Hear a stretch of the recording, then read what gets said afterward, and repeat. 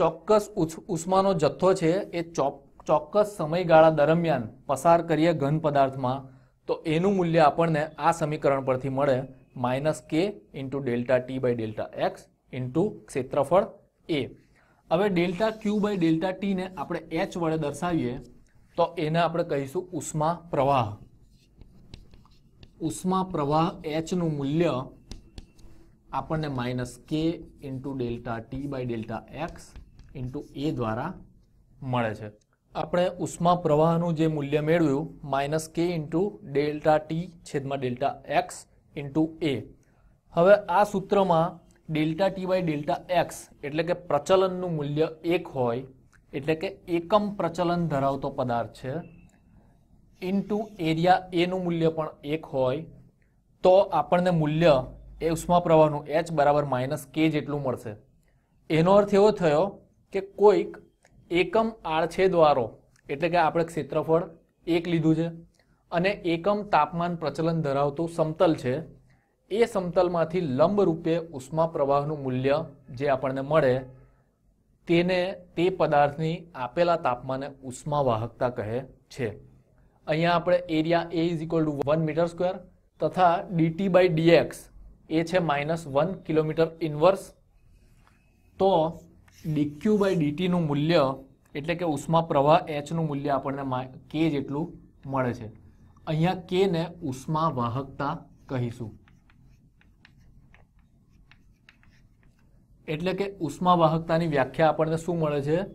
એકમ આડછેદવાળા એકમ તાપમાન પ્રચલન ધરાવતા સમતલમાંથી સમતલને લંબ રૂપે ઉષ્મા પ્રવાહનું જે મૂલ્ય મળે છે તેને તે પદાર્થની આપેલા તાપમાને ઉષ્મા વાહકતા કહે છે.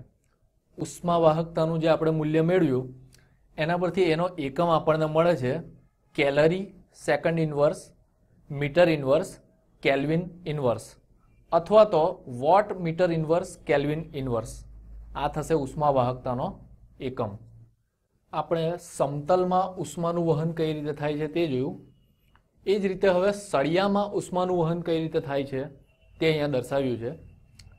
આકૃતિમાં તમે જોઈ શકો છો કે એક સળિયો દર્શાવ્યો છે L લંબાઈ જેટલો. એના એક છેડાનું તાપમાન T1 છે, બીજા છેડાનું તાપમાન છે T2. x બરાબર 0 એટલે કે શરૂઆતનો જો પહેલો છેડો છે સળિયાનો ત્યાંથી આપણે તાપમાન આપવાનું શરૂ કરીએ છીએ કે ગરમી અથવા તો ઉષ્મા આપવાનું આ છેડાથી શરૂ કરીએ છીએ. તો તેના L છેડા સુધી પહોંચતા આપણને ઉષ્મા કેટલી મળે, ઉષ્મા પ્રવાહનું મૂલ્ય શું હશે તે સમજૂતી આપણે અહીંયા મેળવીશું. એવું ધારી લો કે આ સળિયો ઉષ્મીય રીતે અલગ કરેલો છે. ઉષ્મીય રીતે અલગ કરેલો સળિયો એટલે કે તેના બે છેડા માત્ર છે તે જ ઉષ્માનું વહન કરે છે એવું ધારી લઈએ. તેની આ જે બાજુઓ છે એમાંથી કોઈ ઉષ્માનું ઉત્સર્જન થતું નથી. અહીંયાથી કોઈ ઉષ્મા ઉત્સર્જિત નથી થતી કે નથી અહીંયા ઉર્જા મેળવાતી.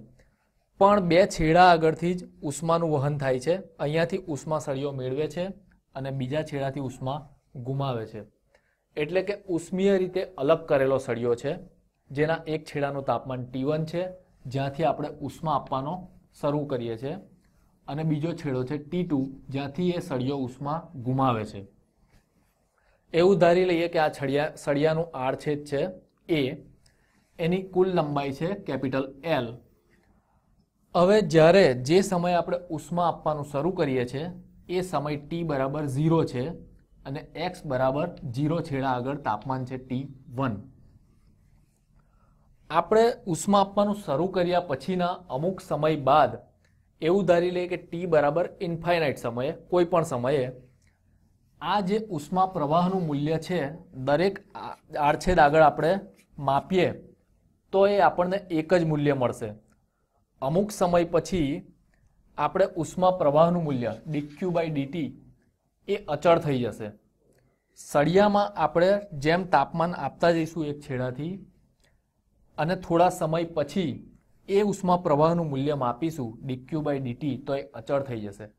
એ જ રીતે થોડા સમય પછી dt બાય dx નું મૂલ્ય એટલે કે તાપમાન પ્રચલનનું મૂલ્ય, તાપમાનનું મૂલ્ય સ્થાનાંતરની સાપેક્ષે એને કહીશું તાપમાન પ્રચલન.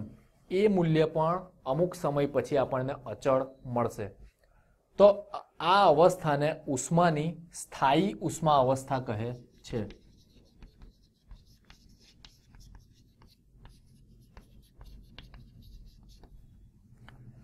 સળિયામાં જ્યારે ઉષ્મા પ્રવાહ અને તાપમાન પ્રચલનના મૂલ્ય અચળ મળે ત્યારે એ પદાર્થની અવસ્થાને સ્થાયી ઉષ્મા અવસ્થા કહે છે. અહીંયા સળિયામાં ઉષ્મા વહન દરમિયાન જેટલી ઉર્જા x બરાબર 0 છેડા આગળ સળિયો મેળવે છે એટલી જ ઉષ્મા x બરાબર L એટલે કે બીજા છેડા આગળથી સળિયો ગુમાવતો હોય છે.